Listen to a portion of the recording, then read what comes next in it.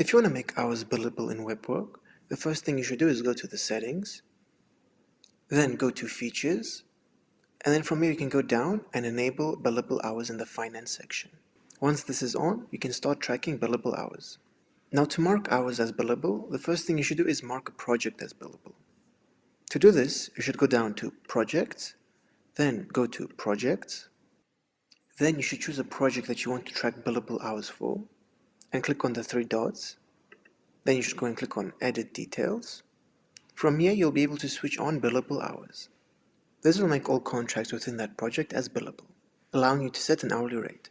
To set the hourly rate, you should go down to Projects, then go to Contracts, and from here you'll be able to set an hourly rate for those specific projects that are billable.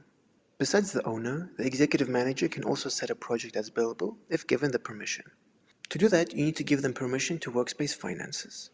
For that, you should go down to People, then go to Members.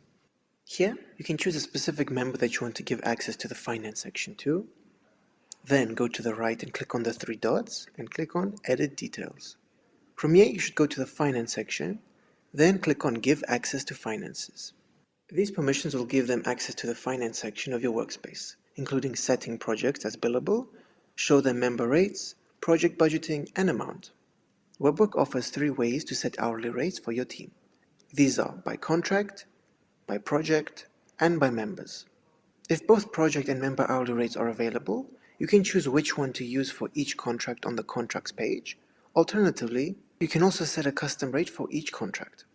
After enabling billable hours, WebWork will calculate earnings based on the set billable hourly rate and number of tracked hours. You can view this data by going into the Reports section, then going down to Finances, and from here you'll be able to see the member, their hourly rate, the amount of hours they worked, and the total amount.